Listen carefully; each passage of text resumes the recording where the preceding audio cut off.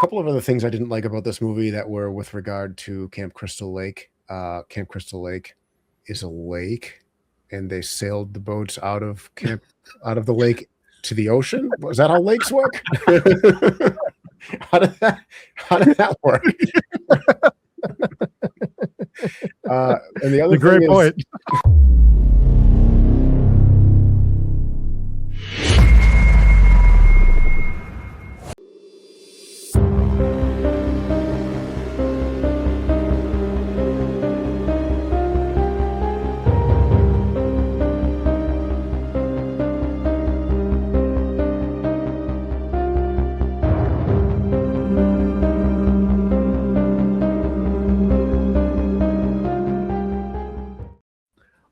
Welcome into HTGS Reviews, where finally, after a long, like 7 or 8 month hiatus, we can get back for better or worse to reviewing the Friday the 13th series. We are already up to part 8.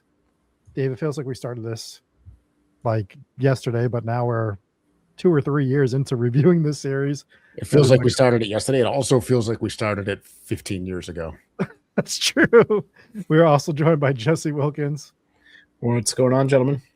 Yeah, and we're reviewing Friday the 13th, Part 8, Jason Takes Manhattan. And there's a lot of mixed reviews about this particular one in the series. We'll get into it. There are.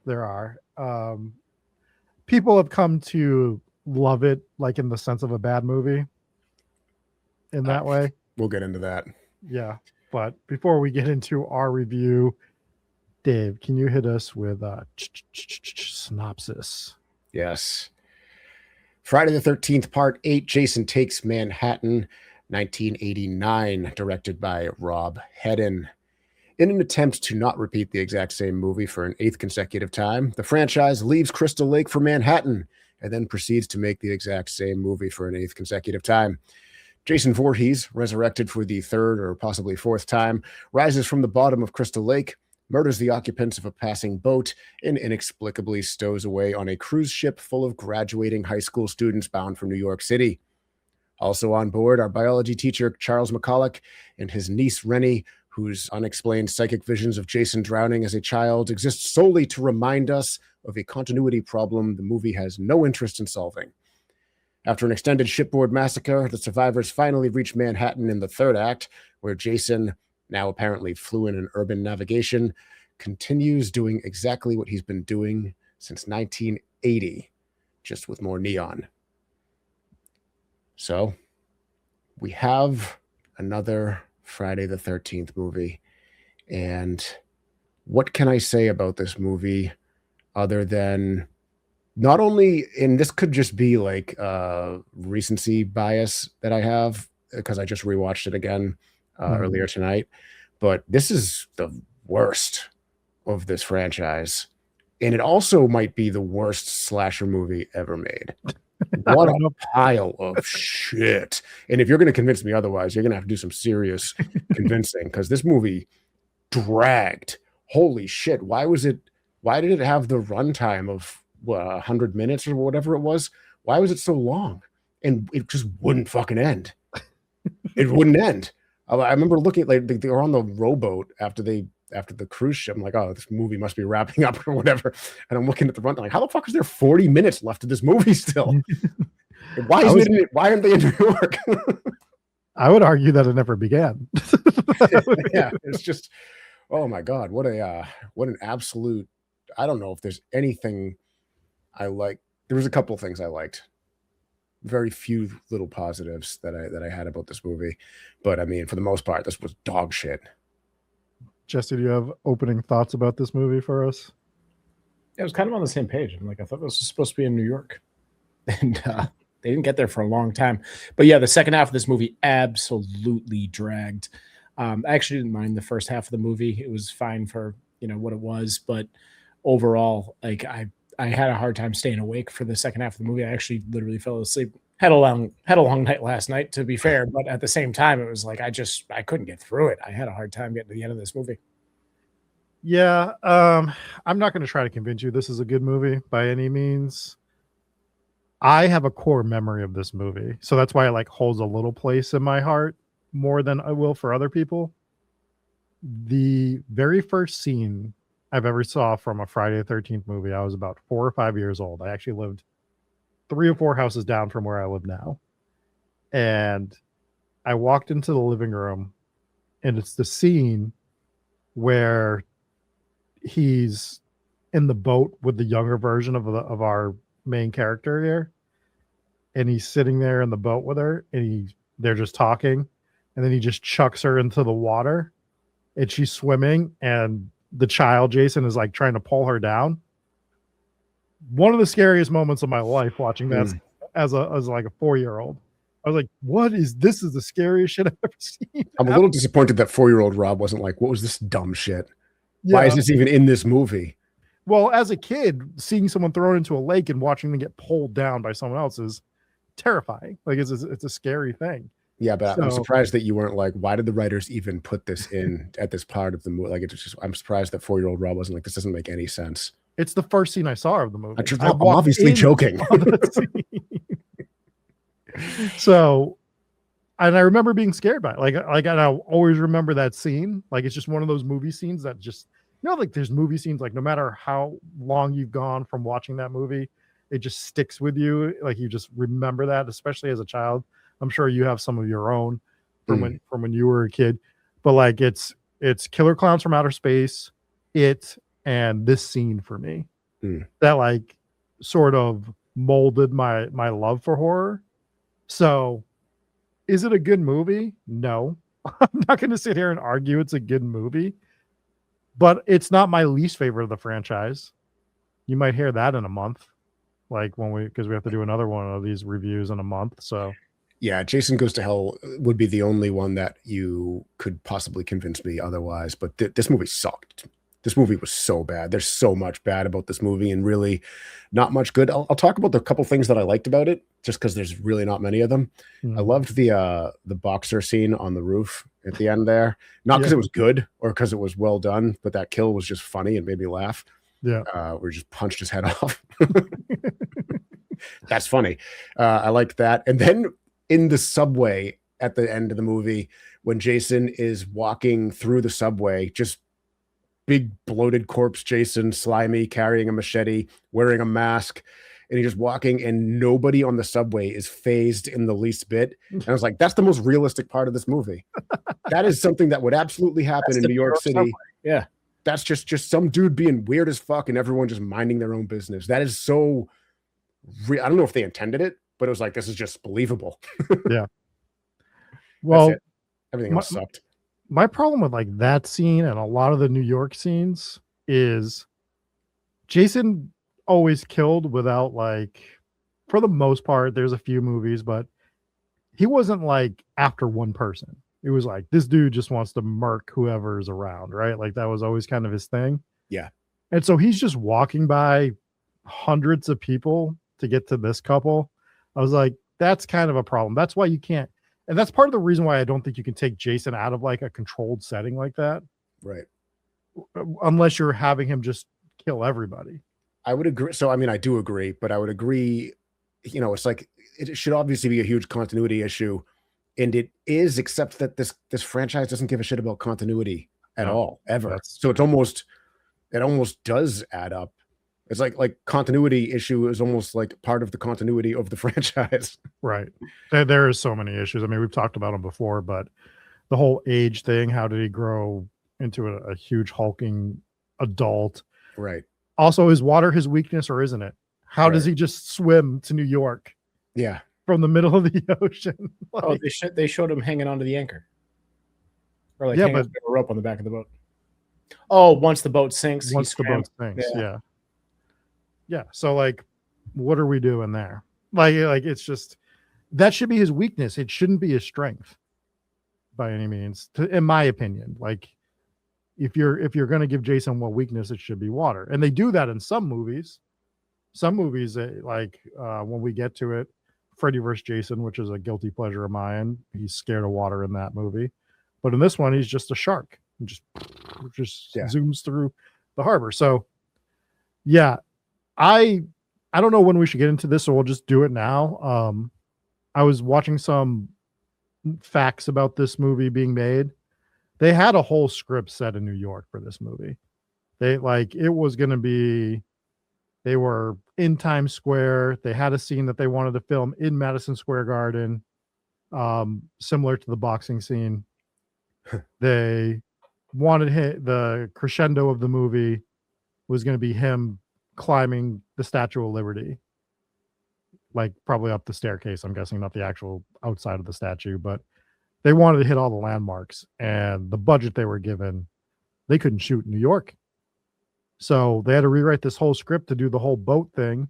Most of the scenes in this movie are filmed in Vancouver when they do get to the city. And they had, I think, 3 nights to film in Times Square. So you get like the 3 nights of Times Square in this movie. Mm.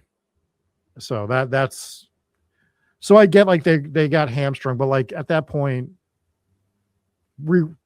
change your concept, because it's clearly not going to work. Yeah, they tried to pitch it as, Jason in New York, and you didn't get that until an hour into the movie. So I will start with this. I actually kind of liked the first 2 acts of this movie. I actually liked Jason on a boat. I thought it was a little bit different. It was nice to kind of switch it up.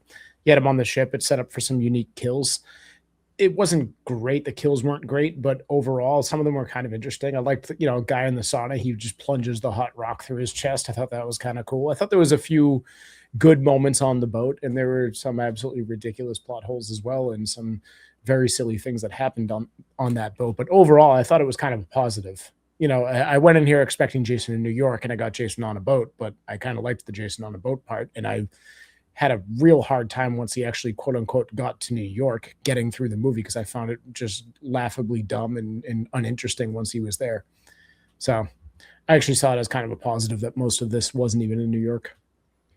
I don't agree. I agree that the sauna killing was pretty cool, but for the most part, it was just the same thing over. It's the same movie over and over and over again. He's on a boat now. Okay, fine, but it's still the same thing over and over. And then like they started setting up this somewhat interesting subplot or like a side plot almost, with the biology teacher and the girl who's doing cocaine. And he catches her, and she's afraid of getting in trouble, so she like kind of traps him. And it was like almost like this like interesting side thing, and then they just immediately killed her off and went right back to the original script of just Jason kills random people for no reason. I was like, you almost had something interesting there, and just immediately abandoned it. And it was almost like the whole thing just made, it was like, what was the point of all that? Why? So to your point, I was watching that scene, and as he kills her, and I'm like, thinking the same thing. I'm like, what a waste, because what they should have done with that character, they had this ongoing, like while she's on the boat, they should have kept that plot point going. They should have included that she, like, her dream was to see New York. And just as the boat gets to New York, right before she steps off into the city, is when she should have died. Yeah, in my opinion. Maybe, yeah, that would have been better at least. But I like that should have, if they were going to set this side plot thing up, they should have woven into the story, make it relevant to the story some way, because it was the only somewhat interesting thing that happened in this entire movie. It was they kept trying to shoehorn stupid shit into this movie too, like just to like make it a little bit different. You had the girl seeing visions of child Jason for no reason. I get why they tried to do it, because she had this traumatic experience with her uncle in the boat, but it was just so like in there for no reason, and they're just like forcing this stupid like side story on us or backstory on us, just to, like, an attempt to give the character a little bit of depth, and I just thought it fell flat. Well, what they were going for, upon researching it a little bit more, because I thought the end scene of this movie was just so dumb, and the reason that they did all that stuff, like the young Jason was supposed to be the personification of her trauma. Like that's what that was supposed to represent. And then that end scene was supposed to be her breaking through the trauma. But it doesn't look like a vision, right? Like, so it like Yeah. absolutely looks like it actually it happens, and the director wasn't happy with the way it came out. But it looks so like you were doing the fade effect before. Just do the fade effect again, right? Yeah. Like you made it so nonsensical in that moment. The way that this movie was filmed, like just I get, and to your point, Dave, like maybe it doesn't work overall, right? But at least what they're going for at that point, like has a through line rather than just this terrible dead end where you're like, okay, well, what does it mean? Is he actually a baby again now? Like, what are we doing here? Yeah, it was confusing. They didn't do a good job. It just wasn't executed. It was so goofy almost every single time. You know, like he's just appearing in different places. I thought the one that looked kind of cool, but still stupid, was when he showed up in the window, like the little porthole. And it was kind of, I thought that was kind of cool effect wise, but still dumb. It still took you out of it. Yeah, it reminded me of that one scene from Salem's Lot, the original Salem's Lot, where the kid's outside the window, but not as creepy. This was they also with the kid that kept going back to, the prosthetics were so bad on his face. Yeah. Like he had like that one eye that was like just in a different spot every time they showed him on his head. Like one time it was drooping low, another time it was like high up on his forehead. It's like The wandering eye. it was really, really stupid. But yeah, God, I hated this movie so much. It just dragged. This is like the worst example of poorly paced I've ever seen in a movie. It was just like, why won't it end? My God, it's just dragging on and on and on for no reason. And you had the worst male lead I think I've ever seen in a slasher movie. He was the most pathetic, puny, wimpy, just pitiful dude. Oh, you talk about her boyfriend there, or whatever. The captain's son. He was the captain's son. Like, one of the worst scenes in this movie is when she gets dragged away by a couple of hooligans, these like guys that robbed them at first, and then they basically take her away for terrible purposes, and everyone's just like, we should split up and call the police. Gotta get the police. Yeah. Dude, like, what kind of men are you? Chase those guys down. Like, there's two like high school looking scrawny addicts. Like even if you lose that fight, you try. Yeah, dude. If it's like I'm watching that, like if it's me, they're like, if you follow us, we'll shoot you. I'd rather get shot than stand here like an idiot. They were gonna hurt me. Like, dude, so bad. Especially like that was awful.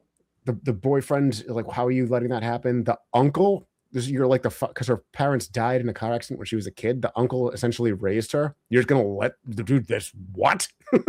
Yeah, well, I have a lot of problems with the uncle because one thing I hate about slashers and movies from like the 80s, again, we've talked about this before, how it's like a transition from an older movie time into the future, and some of the stuff that crosses over just doesn't work. One of the two things that really bother me about this movie is just the one-dimensional evilness of the uncle. There's no depth to the character at all. Like it's not hard to make him a nuanced character. Yeah. Right. Like this, I mean, we talked about this, like the transition period from the 70s into the 80s. This is 89. This movie is only 10 years older than Fight Club. You know what I mean? Like it's not, we're out of it now. This is, I don't know if we can keep using that excuse at this point. But that's my point, is like, so you have that. And like the next point I was going to bring up is, you bring back that like weird, crazy Ralph like character from the first movie. Like, it's not Crazy Ralph, but he's the guy that works on the boat. Yeah. He's going to kill all of you. I know. It's like, that's what I mean. It's the same movie over and over again. And it's like, why is that character here? Like, he feels like he should be in a different universe. Yeah. He should have been in a 1950s movie, not 1989. To your point, Dave, you see in the beginning, they're showing Times Square. You see ads for the 89 Batman movie. Yeah. Right. And you're just like, it's not night and day, those two movies. Yeah. It's just like, what are we doing here? Why do we have this character in this movie? Like, we were past this. We should have killed that off with like the first 2 or 3 movies and get some more nuance to your characters. But they were trying to rush these things out so much.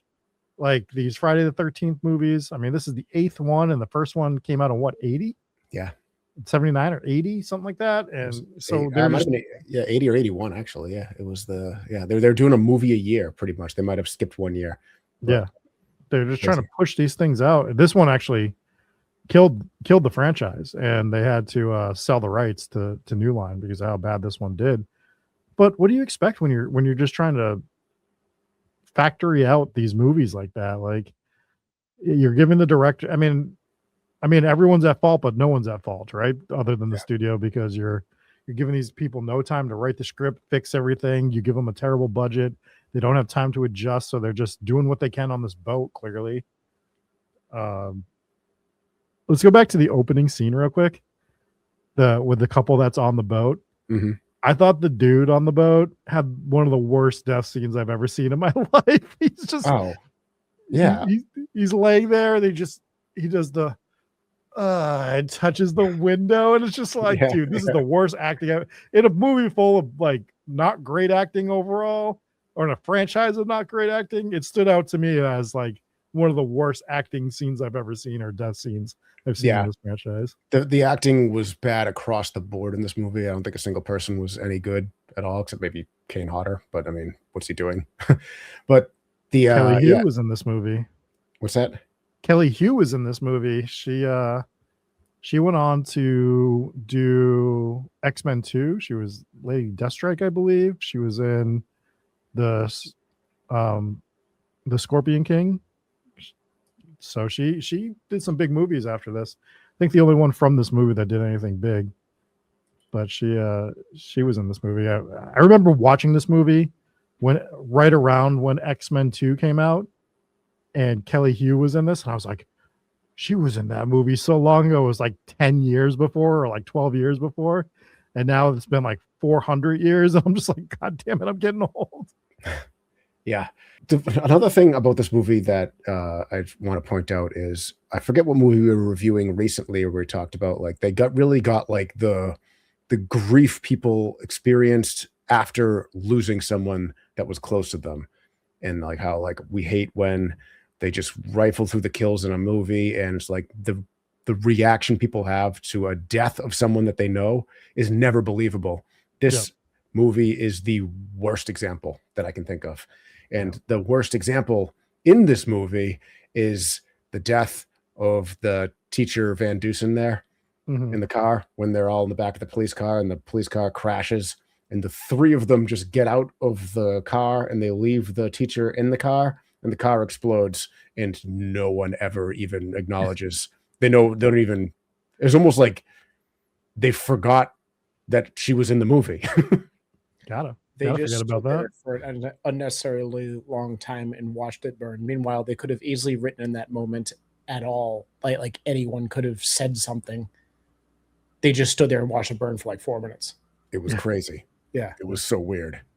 But that's not the only scene like that. When the captain dies, the son that we've called pathetic, he walks in and he's just like, oh no. Yeah. It's just like, all right, dude. Yeah. It's your dad. Every single death. The only ones that weren't like that were the video camera kid, when he found his friend in the, like he at least acknowledged that she was dead. Yeah. But this movie was so bad. I don't know how you could make an argument that this wasn't the worst, at least up to this point in the franchise. Tell me a slasher that's worse than this movie.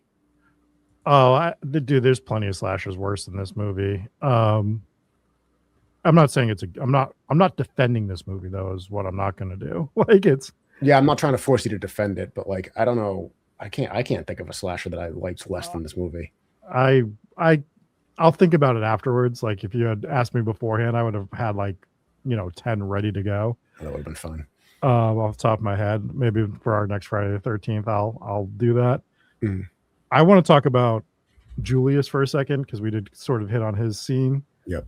But one of my favorite lines that he has is he's talking to I guess he's the principal. The girl's uncle is like the principal of the school or whatever. It's a biology teacher. He was a biology teacher? Yeah. So he goes, they find all the dead people, and Julius goes like, what the fuck's going on? And the guy goes, language. Yeah. And Julius goes, school's out. And I'm just looking at Julius. I'm like, Julius, you look like you're 60. School's been out for quite some time for you.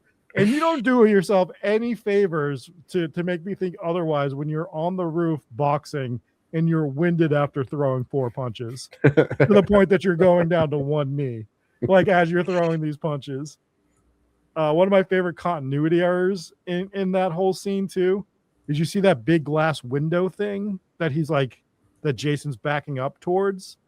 He's on the side of it, but they make it sort of look like he's going to fall through the glass to the ground through the window.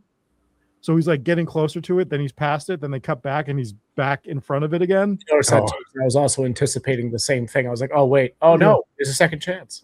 Yeah, so that was good. But yeah, that cracked me up. That like, dude, I mean, in an era that everyone looked older, Julius looked like he went to Nam, maybe Korea, maybe World War II, because he was old as shit in this movie. Yeah.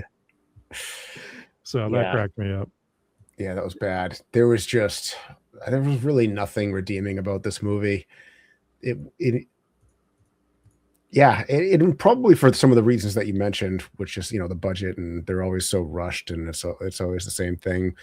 None of these movies in this franchise ever really blew me away. I like the first one, but they're always just kind of the same thing in this one. But this one is definitely the worst up to this point, at least. Yeah, I like part 1. I like part 4. 4 was I like fine, 1 through 4 is pretty solid to me. Mm-hmm. I like 6. I have a little fondness for this one in my heart, so I don't think I'll ever call this one the worst one. They obviously were hamstrung by not being able to do kills like the one before it as well. Yeah, so 7 was the one where they had all the cool kill scenes that they cut. Yeah, right? Yeah. And I think as a result, this one just didn't even attempt it. Yeah. For a lot of them. Yep. So you had that whole thing too. Also, it's and I know Dave, you kind of mentioned this in your opening there, that it's it ended up being another one of the same movies. Like, at what point does Camp Crystal Lake become known for its reputation? Like, how many people are gonna get murdered before they pretend it's just a legend? I know.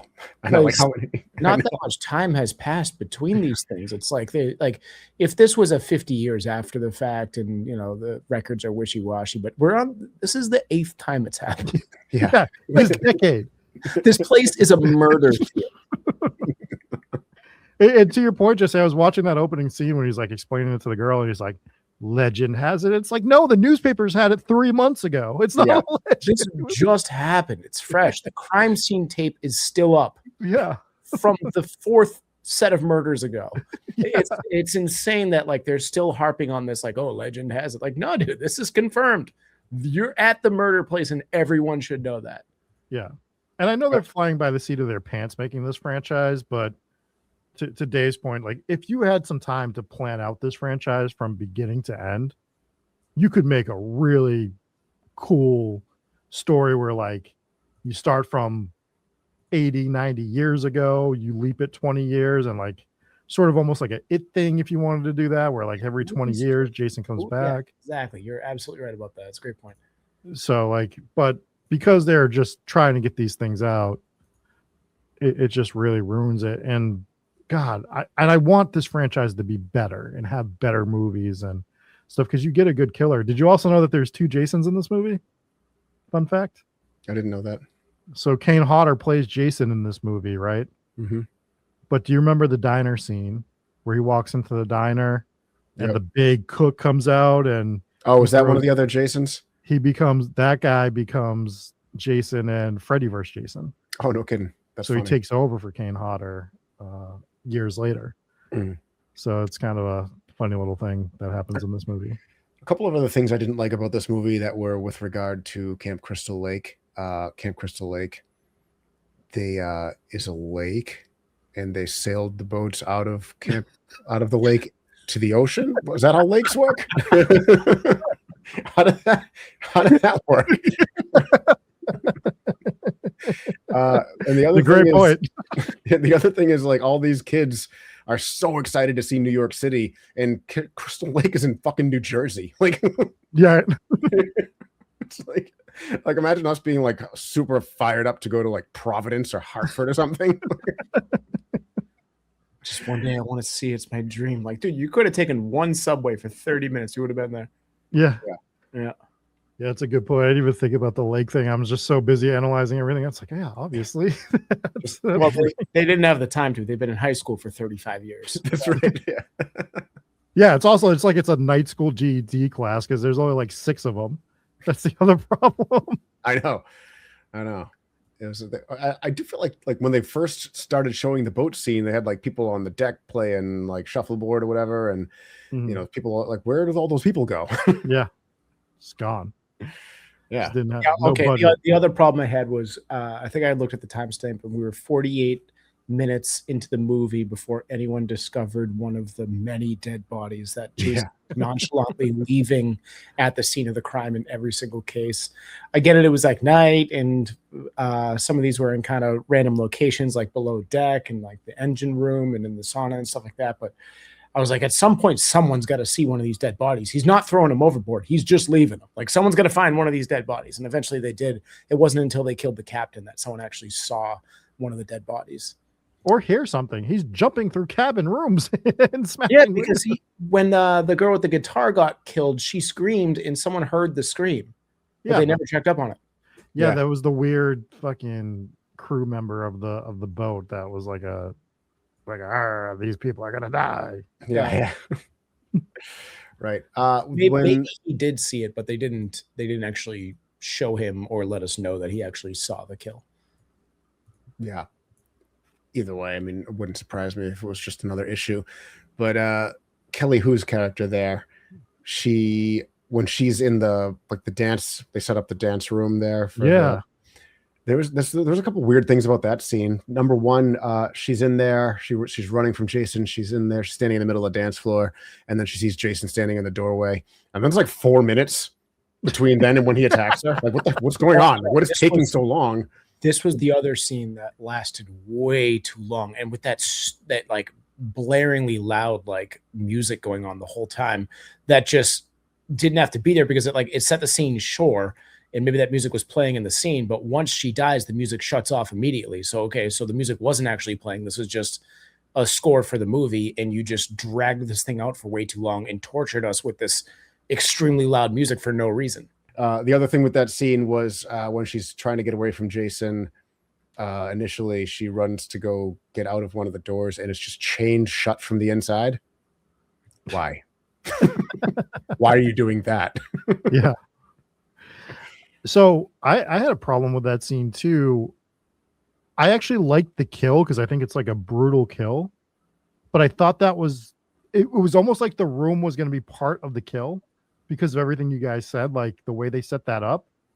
For that to be the kill in that room, yeah, he just ends up strangling her, right? It was just like I would have taken that, like that kill would have been good on the docks if that's how he killed like one of the people that he ran across on the docks. Because it's brutal, like that's what he has in that thing. But you set this room up like it was like a House of Mirrors type of deal, and it was just, to me, for nothing. Yeah, it was for nothing. Like there was no payoff to that room. It was just like, what are we doing here? A lot. We're probably missing a whole bunch of stuff that was wrong with this movie. But it was an hour and 3 until they got to New York, until they set foot on New York. Crazy. Yeah, I made sure I timestamped it. Hour 3 would have been an appropriate runtime for this movie, too, by the way. Yeah, so you don't call it like Jason in Manhattan or whatever they ended up calling it, or Jason Takes Manhattan.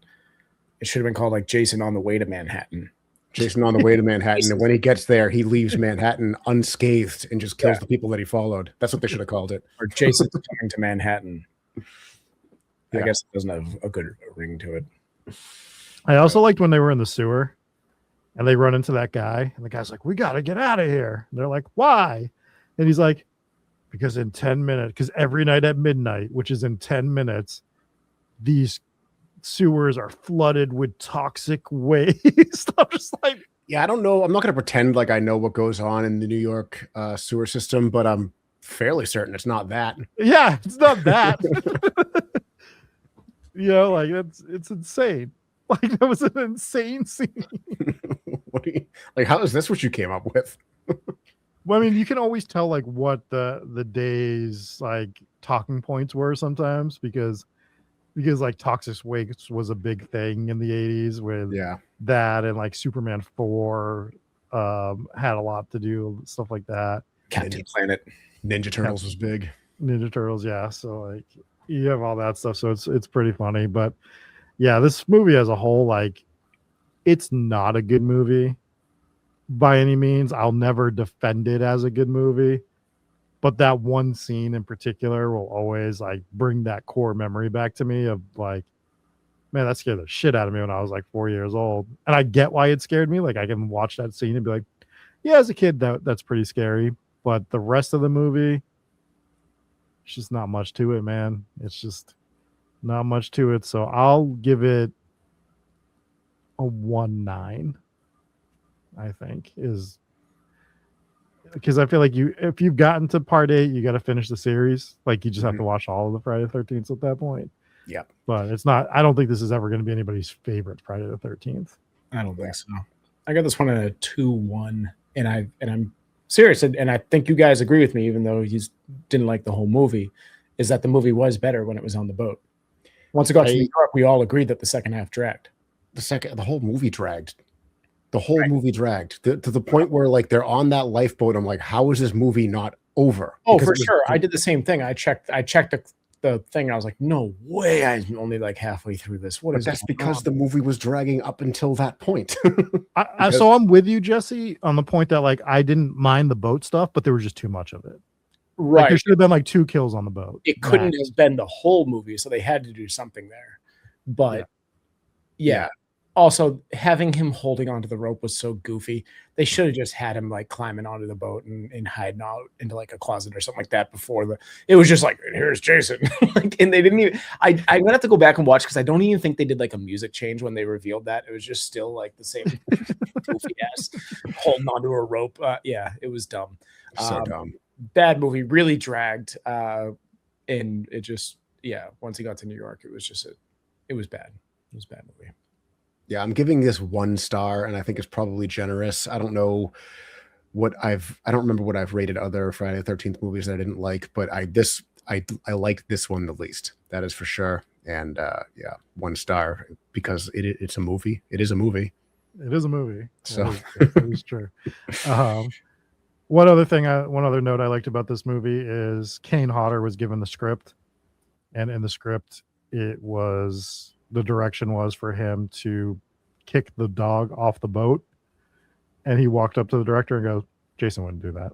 And the director just looked at him and goes, yeah, Jason wouldn't do that. You just don't fuck with Kane Hodder, right? Like, I will say this as a one final positive. I liked the look of bloated corpse Jason. I thought it was decent.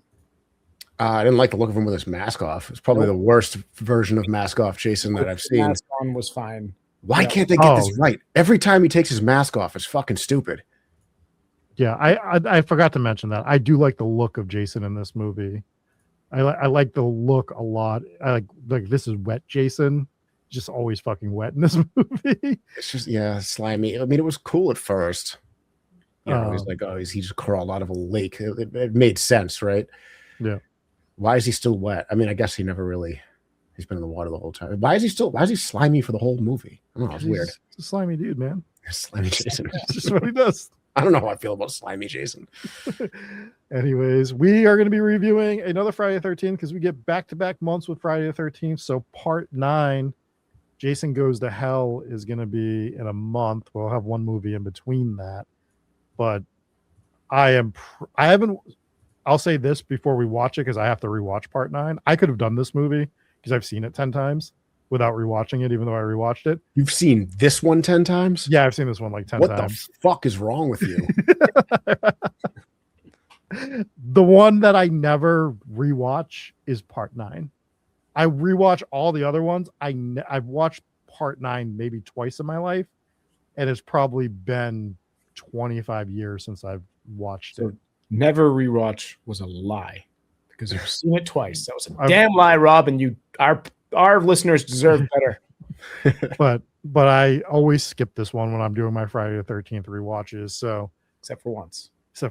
And I was like, yeah, I hate this movie, and you're gonna see why. And I'm probably gonna, God, I hope I don't like it. I hope I still hate it. I hope I don't watch it and be like, it's fine. Anyways, make sure you watch part 9. Make sure in the comments you let us know what your score is of Friday the 13th, part 8, Jason Takes Manhattan.